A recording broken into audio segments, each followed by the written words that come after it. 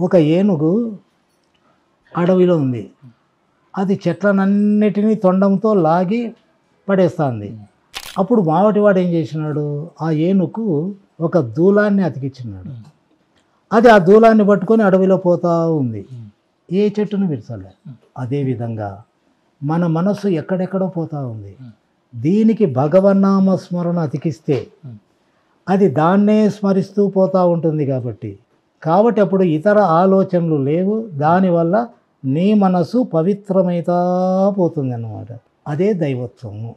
అంతే. అది నీలో పర్మనెంట్గా శాంతి ఉంది అంటే నీ శరీరము, మనసు, ప్రపంచము అన్నీ సంబంధం లేకుండా ఒక లీలగా, ఒక నాటకంగా, లేనిది ఉన్నట్లుగా కనిపించినట్లు ఒక కళగా కనపడుతుంది.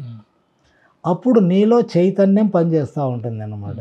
ఆ చైతన్యానికి ఏది అంటనప్పుడు చివరికి మరణము అంటదు, జననము అంటదు.